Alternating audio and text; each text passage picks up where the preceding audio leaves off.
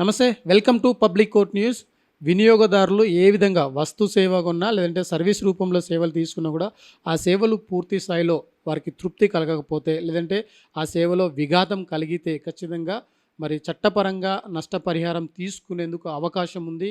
గత 30 ఏళ్ళుగా ఇదే సర్వీస్ చేస్తూ అడ్వకేట్గా కొనసాగుతున్న శంకర్రావు గారు మనతో పాటు ఉన్నారు. వారిని అడిగి తెలుసుకుందాం. సార్, ప్రత్యేకంగా ఇప్పుడున్న పరిస్థితిలో రైతులు కావచ్చు, ఇన్సూరెన్స్ కావచ్చు, మెడికల్ కావచ్చు, లేదంటే ఇంకా డిఫరెంట్గా కేసులు చాలామంది చేతులెత్తేస్తున్నారు. ఆ సేవకు సంబంధించిన డబ్బులు తీసుకున్న తర్వాత సరైన సేవలు అందించట్లేదని చెప్పి చాలామంది బాధపడుతున్నారు. అలాంటి వారికి నష్టపరిహారం తీసుకునే అవకాశం ఏ మేరకు ఉంది? మీ మీ అనుభవంలో ఎంత మేరకు నష్టపరిహారం చెల్లించగలిగారు? ఇప్పుడు మనకు వినియోగదారుల రక్షణ చట్టం 1986లో మొట్టమొదటిసారి వచ్చిందండి. 1986లో చట్టం వచ్చిన తర్వాత ఈ వినియోగదారుల రక్షణ చట్టము ప్రధాన ఆశ్రయం ఏంటంటే, ఇప్పుడు సివిల్ కోర్టులకు వెళ్తే ఆలస్యమవుతుంది, చాలా సంక్లిష్టంగా ఉంటుంది, కోర్టు ఫీజు ఉంటుంది, అందరూ సివిల్ కోర్టుకు పోలేరనే ఉద్దేశంతో ఎక్కువ మంది వినియోగదారులు నష్టం జరిగినా కానీ నష్టపరిహారం కోసం కోర్టులకు వెళ్ళట్లేదు. దీన్ని అసహాయంగా ఉంటున్నారు. ఎలాంటి నిస్సహాయ పరిస్థితుల్లో వినియోగదారులు ఉంటున్నారు. సో దీన్ని ఆసరాగా తీసుకుని కొందరు ఉత్పత్తిదారులుగా అయితేమి, కొందరు సేవ సరఫరా చేసే సంస్థలు కానీ, ట్రేడర్స్ కానీ ఈ వినియోగదారులని దోపిడీ చేస్తున్నారు. ఎందుకంటే తూకాల కొలతల మోసాలు ఉంటుంది, తర్వాత వస్తువుల్లో డిఫెక్ట్స్ ఉంటాయి, తర్వాత అనుచిత అక్రమ వ్యాపార విధానాలు పాటిస్తుంటారు, మిస్లీడింగ్ అడ్వర్టైజ్మెంట్ చేస్తుంటారు, ఎక్స్పైరీ గూడ్స్ అమ్ముతుంటారు. అట్లాగా రకరకాల వస్తువుల్లో, సేవల్లో మనల్ని మోసం చేస్తున్నారు. ఇది ప్రపంచవ్యాప్తంగా ఉన్నటువంటి దేశాల్లో కొన్ని అడ్వాన్స్డ్ కంట్రీలో ఈ దోపిడీ తక్కువ ఉంటుంది.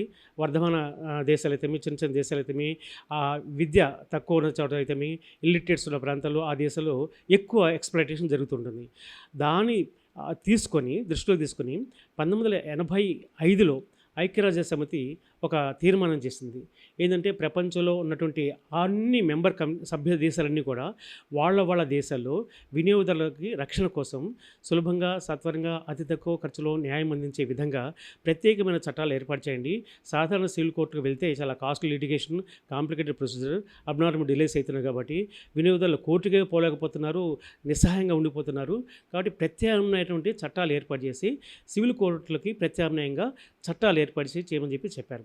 సో దీని ప్రకారము మనకు 1986లో వినియోగదారుల రక్షణ చట్టం అని చెప్పేసి కేంద్ర ప్రభుత్వం భారతదేశంలో ఏర్పాటు చేసింది.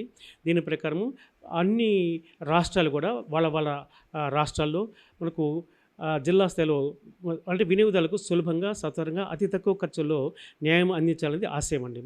ఇప్పుడు ఈ చట్ట ప్రకారం ఏంటంటే వినియోగదారులకు కొన్ని హక్కులు ఇచ్చారు. ఒక 6 హక్కులు ఇచ్చారు.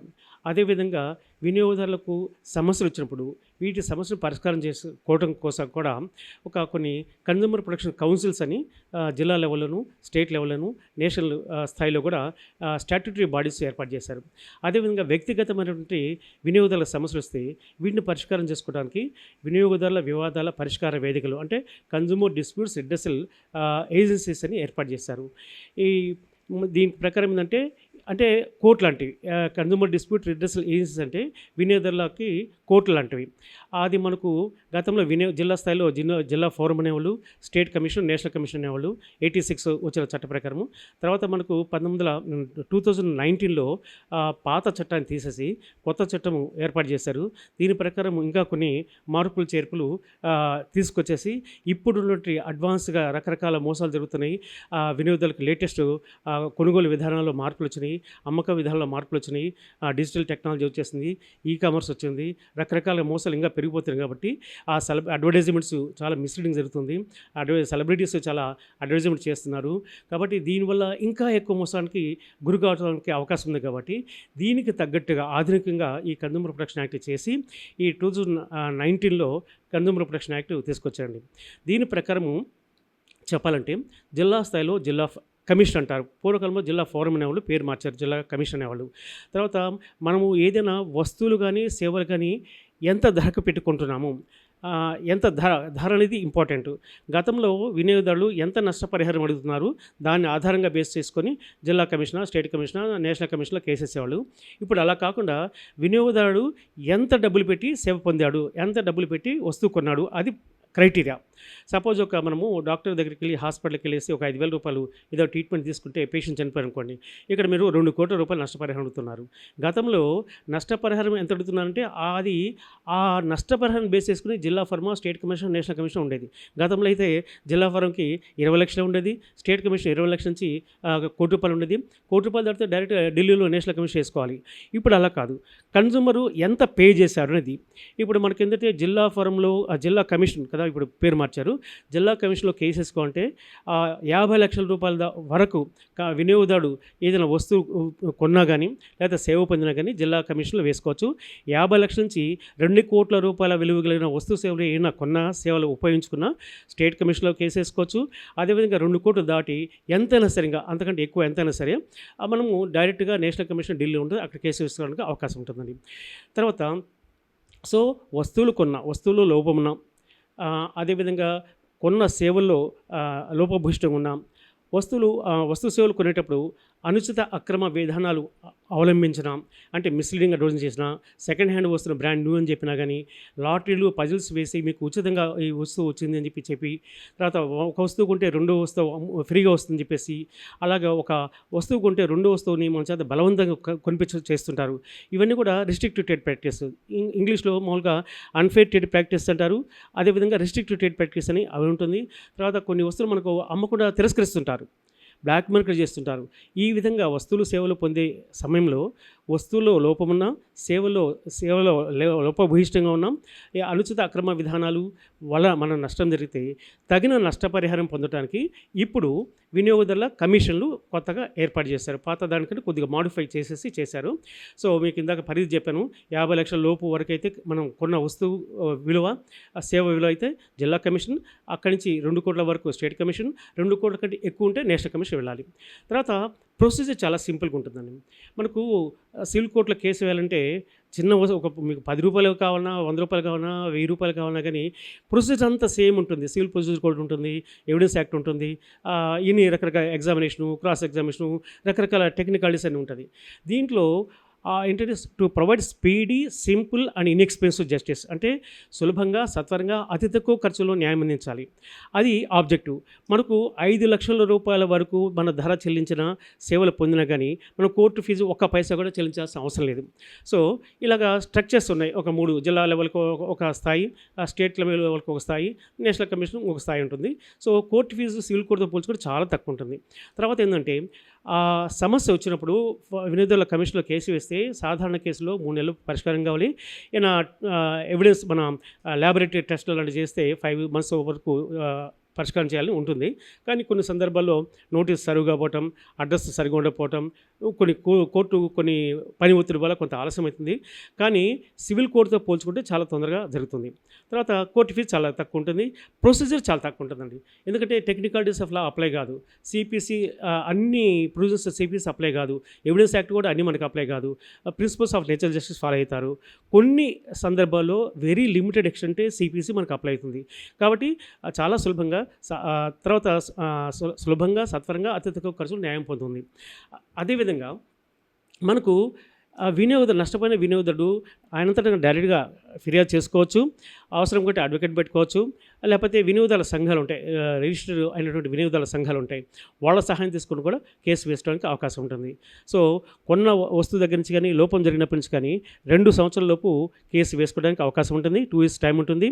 అదేవిధంగా 2 సంవత్సరాలు దాటిపోయినా కానీ ఏమైనా రీజనబుల్ డిలే ఉంటే ఎందుకు ఆలస్యం ఉందని చెప్పేసి ప్రాపర్ ఎక్స్ప్లెయిన్ చేస్తే ఆ డిలే కూడా కండోన్ చేసేసి కేసు నెంబర్ చేస్తారు. ఆ తర్వాత ప్రొసీజర్ మన కంప్లైంట్ చేసిన తర్వాత, నోటీస్ అందిన తర్వాత, వాళ్ళు ప్రతివాదికి నోటీస్ అంది వాళ్ళు వచ్చి కౌంటర్ వేసిన తర్వాత 45 daysలోనే కంపల్సరీగా రిప్లై ఇవ్వాలండి, వాళ్ళు సమాధానం ఇవ్వాలి, లేకపోతే వాళ్ళ హక్కు కోల్పోతారు.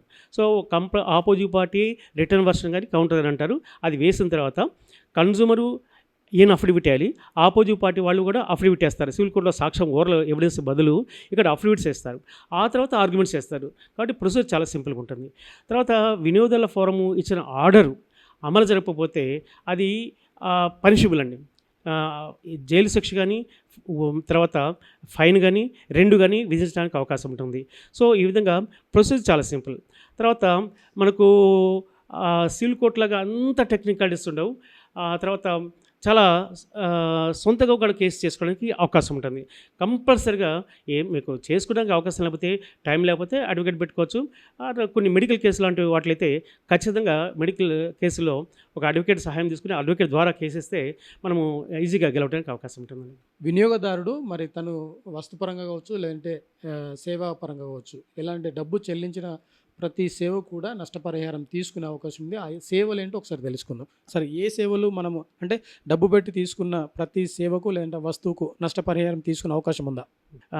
వస్తువులంటే దానికి సమస్య లేదు. ఏదైనా ఒక ప్లేస్ నుంచి ఒక ప్లేస్ మూవబుల్ వస్తువులు ఏది కొన్నా కానీ అది ఇమ్మూవబుల్ ప్రాపర్టీ కాకుండా ఏ వస్తువులు కొన్నా కానీ ఆ వస్తువులో లోపం ఉంటే మనం కేసు వేసుకోవచ్చు. అదేవిధంగా సేవలు అనేది చాలా ముఖ్యమండి. ఎందుకంటే ఇది బ్యాంకులు కానీ, ఇన్సూరెన్స్ కంపెనీలు కానీ, ఫైనాన్స్ కంపెనీలు కానీ, చిట్ ఫండ్ కంపెనీస్ కానీ, రియల్ ఎస్టేట్స్ అంటే ఫ్లాట్స్ కానీ లేకపోతే ప్లాట్స్ కానీ కొన్న వాళ్ళు కానీ, తర్వాత అదేవిధంగా వైద్య సేవలు అంటే హాస్పిటల్స్ కానీ, డాక్టర్స్ కానీ వాళ్ళు అందించే సేవలు కానీ, రైల్వేస్ కానీ, రోడ్వేస్ కానీ, విమానాలు కానీ, ఇలా తర్వాత ఫంక్షన్ హాల్స్ కానీ, లేకపోతే ఇలా రకరకాల వ్యక్తులు లేకపోతే ఇప్పుడు అడ్వకేట్స్ కానీ అడ్వకేట్స్ ఈ మధ్య తీసేస్తారు. చార్టర్డ్ అకౌంట్స్ కానీ, ఇంజనీర్స్ కానీ ఇలాంటి ప్రొఫెషనల్ సర్వీసెస్ వాళ్ళు అందించే సేవల్లో ఏదైనా లోపం ఉంటే ఆ లోపము వల్ల నష్టపోయిన వాళ్ళు కూడా వినియోగదారుల ఫోరంలో వేసుకోవడానికి కేసు వేసి తగిన నష్టపరిహారం పొందడానికి అవకాశం ఉందండి. రైతులకు సంబంధించి వాళ్ళు సాగు చేసిన మొదలు నుండి చివరి వరకు పంట చేతికి వచ్చి అమ్మకం చేసే వరకు కూడా చాలా నష్టపోతుంటారు. అలాంటి రైతుల విషయంలో నష్టపరిహారం తీసుకునే అవకాశం ఉందా? తీసుకుంటే వస్తుపరంగా కావచ్చు, పరంగా కావచ్చు, ఎంత మొత్తం తీసుకునేందుకు అవకాశం ఉంది? ఈ రైతులు కూడా వినియోగదారులు అవుతారని చెప్పేసి సుప్రీంకోర్టు చాలా తీర్పులు ఇవ్వటం జరిగిందండి. సహజంగా ఏంటంటే రైతులకు సంబంధించి ముఖ్యమైన కేసులు ఏంటంటే మనకు కొన్న పత్తి విత్తనాలు కావచ్చు, మిరప కావచ్చు, లేకపోతే వరి ప్లాంట్స్ కావచ్చు, ఉంటాయి కదా, నారు నాటిన తర్వాత సరిగ్గా పంట రాలేదని చెప్పేసి అలా కానీ రకరకాల కేసులు వస్తున్నాయి. ఎక్కువ ఏంటంటే పత్తి కేసులే వస్తున్నాయి. పత్తి విత్తనాలు సరిగ్గా లేదని చెప్పేసి, మిరప విత్తనాలు సరిగ్గా లేదని చెప్పేసి, అలా మిగతా కూడా కొన్ని క్రాప్స్ ఫెయిల్యూర్ కావటం, దాని మీద చాలా కేసులు దాదాపు నాకు తెలిసినంత వరకు కనీసం ఒక 2-3 వేల కేసుల దాకా మనకు ఆంధ్ర, తెలంగాణ రాష్ట్రాల్లో రైతులు కేసులు వేయడం జరిగిందండి. ప్రధాన సమస్య ఏంటంటే రైతులకి విత్తనాలు నాటిన తర్వాత సమస్యలు 3-4 స్టేజ్లు వస్తాయండి. అది సరైన ఆ స్టేజ్లో ఆ ప్రాబ్లం గుర్తించి అది రెక్టిఫై చేయాలి. ఆ రెక్టిఫై చేసినప్పుడు అప్రాపరియేట్ టైంలో యాక్షన్ తీసుకోవాలి. ఉదాహరణ మీకు చెప్తాను. ఒక పత్తి విత్తనాలు తీసుకున్నాను అనుకోండి, రైతు వేస్తారు. రైతు పత్తి విత్తనాలు వేసిన తర్వాత అది జర్మినేషన్ అంటే మొలకెత్తాలి. చాలా సందర్భాల్లో వాళ్ళు 90% దాకా మొలకెత్తుతుందని చెప్తారు. కానీ చాలా సందర్భాల్లో 50%, 40%, 60%, 70% మొలకెత్తుతాయి. అన్నీ మొలక రాదు. అది జర్మినేషన్ ఫెయిల్యూర్ అంటారు. అలాంటి మొలక వెతకపోతే జర్మినేషన్ ఫెయిల్యూర్ అయితే అది డిఫెక్టివ్ సీడ్స్ కింద రావడానికి అవకాశం ఉంటుంది. అది ఒక ఫస్ట్ స్టేజ్. దాని తర్వాత ఒకసారి మనకు జర్మినేషన్ సరిగా వచ్చినప్పుడు కూడా గ్రోత్ అంటే పెరగటం, ఆ పంట పెరగటం సరిగా ఉండదు. గ్రోత్ చాలా స్టంటెడ్ గ్రోత్ ఉంటుంది. ఆకులు అవి ముడుచుకుపోతూ ఉంటాయి. తర్వాత రకరకాల పురుగులు పడతాయి. అదొక స్టేజ్ ఉంటుంది. అదైన తర్వాత మనకు పూలు కాయలు వస్తాయి. వచ్చినప్పుడు చాలా సందర్భాల్లో ఆ పూలు రాలిపోతూ ఉంటాయి. పూలు రాలిపోతే మనకు పంట రాదు. కానీ అదొక ఫేజ్. ఆ పూలన్నీ సరిగా వచ్చిన తర్వాత కూడా ఈల్డ్ సరిగా రాదు. సపోజ్ ఒక పత్తి విత్తనం అనుకోండి, ఎకరానికి ఒక 20 క్వింటాల్స్ అనుకుందాం, లేకపోతే 15 క్వింటాల్స్ ఆ కంపెనీ వాళ్ళు చెప్తే ఈ 5 క్వింటాల్స్, 3 క్వింటాల్స్, 4 క్వింటాల్స్ వస్తుంది. తర్వాత ఈల్డ్ రాదు. సో పత్తి అనేది దాదాపు 3 సార్లు 4 సార్లు తీస్తారు. అదేవిధంగా మిరప కూడా పంట వచ్చినప్పుడు దాన్ని 3-4 సార్లు పండు మిరపకాయలు పికప్ చేస్తారు. సో అప్రాపర్డ్ స్టేజ్లో మనం ఫస్ట్ ఇలాంటి ప్రాబ్లం వచ్చినప్పుడు ప్రతి తాలూకా లెవెల్లో అగ్రికల్చర్ ఆఫీసర్స్ ఉంటారు. అదేవిధంగా కూరగాయలు కానీ లేకపోతే పూలు కానీ పండించే రైతులకు సంబంధించి హార్టికల్చర్ ఆఫీసర్స్ అని ఉంటారు. సో వాళ్ళకి కంప్లైంట్ ఇవ్వాలి. వాళ్ళ కంప్లైంట్ ఇస్తే ఫస్ట్ వాళ్ళు వస్తారు, వాళ్ళు ఇన్స్పెక్ట్ చేస్తారు. నిజంగా దీంట్లో విత్తనాల లోపం ఉందా, లేకపోతే ఏం సమస్య ఏమైనా ఉందా, లేకపోతే క్రిములు ఆశించాయా అని వాళ్ళు ఇన్స్పెక్ట్ చేసి తగిన సూచనలు సలహాలు ఇస్తారు. ఇంకా అవసరం అనుకుంటే మనము విత్తనాలు సరఫరా చేసిన కంపెనీకి కూడా కంప్లైంట్ ఇవ్వాలి. అదేవిధంగా మనకు ఒక్కోసారి గ్రోత్ సరిగా ఉండదు. గ్రోత్ సరిగా లేకపోతే కొన్ని సన్నబడిపోతుంటాయి, కొన్ని మనకు ఆకులు ముడుచుకుపోతూ ఉంటాయి. అప్పుడు కూడా మనం కంప్లైంట్ ఇస్తే అది విత్తనాల్లో లోపం ఉందా, లేకపోతే పురుగులు ఏమైనా వచ్చినాయా, ఏం పురుగులు వచ్చినాయి, దానికి తగిన సలహా ఇవ్వడానికి అగ్రికల్చర్ ఆఫీసర్స్ ఇస్తారు. అది ప్రాపర్ తీసుకోవాలి. అదేవిధంగా పూలు రాలిపోవటం అండ్ పంట ఈల్డ్ తక్కువ రావటం, అలాంటప్పుడు ఏంటంటే ఖచ్చితంగా రైతు నష్టం జరిగినప్పుడు, ఈల్డ్ సరిగా రానప్పుడు, తక్కువ వచ్చినప్పుడు, లేకపోతే మార్కెట్ చేస్తానికి అన్‌ఫిట్ సరిగ్గా సూటబుల్‌గా ఉండదు. వస్తుంది కొంత ఈల్డ్ వస్తుంది. అది అమ్మటానికి కూడా మార్కెట్‌లో ఎవరు కొనరు. చాలా తక్కువ ధరకు అమ్మాల్సొస్తుంది. క్వాలిటీ తక్కువ ఉంటుంది. అలాంటి సందర్భాల్లో ఒక అగ్రికల్చర్ డిపార్ట్మెంట్ వాళ్ళకి గానీ, హార్టికల్చర్ డిపార్ట్మెంట్ వాళ్ళకి ముఖ్యమైన కంప్లెయింట్ వాళ్ళొకసారి వస్తే ఆ అధికారులు వస్తారు. అవసరం ఉంటే రీజనల్ అగ్రికల్చర్ డిపార్ట్మెంట్స్ ఉంటాయి వాళ్ళకి. అక్కడి నుంచి వాళ్ళు అధికారులను సైంటిస్ట్‌ని పంపిస్తారు. ఇది కాటన్ సీడా లేకపోతే ఆహ్, మిరప లేకపోతే రైస్ ఏ ఫ్యాకల్టీ ఉంటే ఆ ఎక్స్‌పర్ట్స్‌ని పంపించేసి, ఆ శాంపుల్ తీసుకొని ల్యాబొరేటరీకి పంపించేసి, అనాలిసిస్ చేసి దీంట్లో జర్మినేషన్ దాంట్లో ప్రాబ్లమ్ ఉందా? జెనెటిక్ ప్యూరిటీ ప్రాబ్లమ్ ఉందా? లేకపోతే ఏ ప్రాబ్లమ్ ఉంది? అది కంపెనీ విత్తనాల లోపం ఉందా?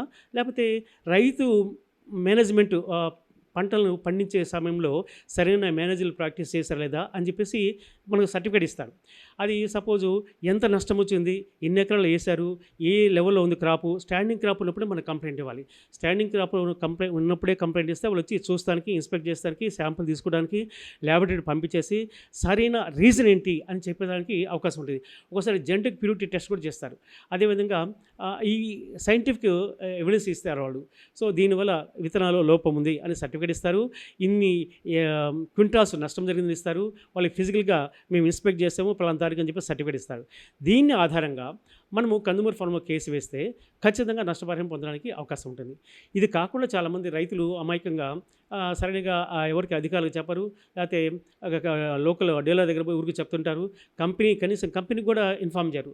ఒకసారి కంపెనీ సీడ్ మ్యానుఫ్యాక్చర్ కూడా కంప్లైంట్ ఇస్తే వాళ్ళ అధికారులు కూడా వస్తారు. ఒక్కోసారి జెన్యూన్ రీజన్స్ ఉండొచ్చు. ఉంటే అప్రాప్రియేట్‌గా వాళ్ళు చెప్తారు. ఒక్కోసారి వర్షాలు ఎక్కువ పడితే దానివల్ల కూడా నష్టం జరుగుతుంది. కొన్ని రకరకాల పురుగులు వస్తాయి. ఒక్కోసారి వర్షాలు లేకుండా కంప్లీట్ డ్రై స్పెల్స్ ఉంటుంది. అంటే ఎక్కువ కాలము ఎండలు ఎక్కువ ఉంటుంది. దానివల్ల కూడా నష్టం జరగడానికి అవకాశం ఉంటుంది. సో ఇది ఏ ప్రాబ్లమ్ ఏంటి, ఎన్విరాన్మెంటల్ ఫ్యాక్టర్సా లేకపోతే ఈ సీడ్ ఫ్యాక్టరా, సీడ్‌లో డిఫెక్ట్ ఉందా అనేది ప్రాపర్‌గా సైంటిఫిక్ ఎవిడెన్స్ మనకు దొరుకుతుంది. ఆ ఎవిడెన్స్ పెట్టేసి మన కన్జ్యూమర్ ఫార్మ్‌లో కేసేస్తే ఖచ్చితంగా మనకు ఆధారం ఉంటుంది. నష్టం జరిగిన ఆధారం ఉంటుంది.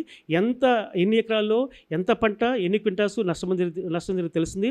అదేవిధంగా మనం అగ్రికల్చర్ మార్కెట్ కమిటీస్ ఉంటాయి.